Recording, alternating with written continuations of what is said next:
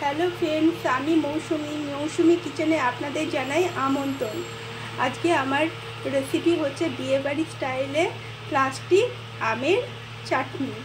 এটি খেতে খুব সুস্বাদু, আপনাদেরও ভালো লাগবে। বিয়েবাড়ি স্টাইলে কাঁচা আমের প্লাস্টিক চাটনি বানানোর জন্য যা যা উপকরণ লাগবে সেগুলি হলো, আমি 400 গ্রাম কাঁচা আম নিয়েছি, মৌরি নিয়েছি, একটা শুকনো লঙ্কা নিয়েছি, কাজু নিয়েছি, কিশমিশ নিয়েছি, আমসত্ত্ব নিয়েছি আর খেজুর নিয়েছি। আমটিকে ছোট ছোট পিস করে আমি কেটে নিয়েছি, দিয়ে জলে ভালো করে ধুয়ে নিয়েছি। এবার একটা তাওয়ার মধ্যে আমি মৌরিটা একটু নাড়াচাড়া করে মিক্সিতে একটা গুঁড়ো বানিয়ে নিয়েছি। এবার তাওয়াটা বসিয়ে আমি অল্প একটু রিফাইন অয়েল দিয়ে দিলাম।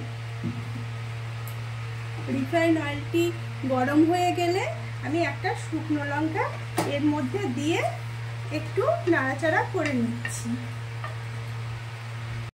লঙ্কাটা একটু লাল লাল করে একটু ভাজা হয়ে গেলে আমি কেটে রাখা আমগুলো এর মধ্যে দিয়ে দেব।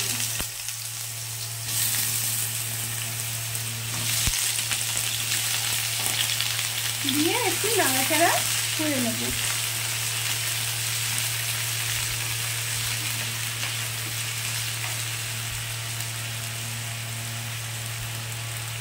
লঙ্কাটা ভাজা হয়ে গেলে আমি আমগুলো এর মধ্যে দিয়ে দিয়ে ভালো করে নেড়ে নিচ্ছি।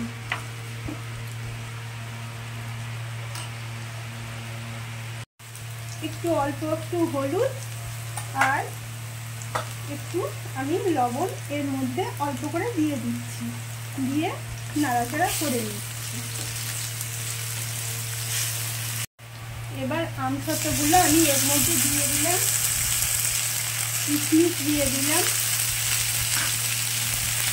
খেজুরগুলো দিয়ে দিলাম, কাজুটা দিয়ে দিলাম, দিয়ে একটু ভালো করে নেড়ে নিচ্ছি। এবার আমি পরিমাণ মতো জল দিয়ে দিলাম।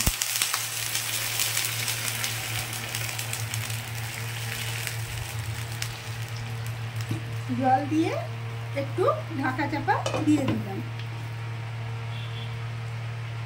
এবার 250 গ্রাম মতো চিনি আমি এর মধ্যে দিয়ে দিলাম, দিয়ে একটু ভালো করে নাড়াচাড়া করে নিচ্ছি।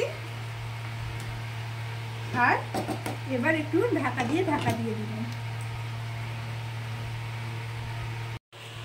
এবার ঢাকাটা খুলে দিলাম, দিয়ে এবার দেখি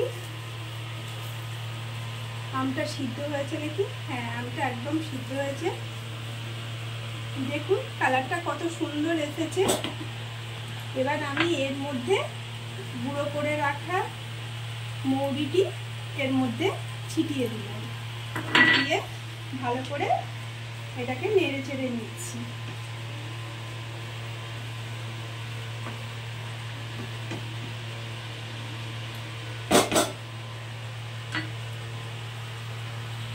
আমাদের কাঁচা আমের প্লাস্টিক চাটনি একদম রেডি হয়ে গেছে। আপনারা দেখুন কালারটা কত সুন্দর এসেছে।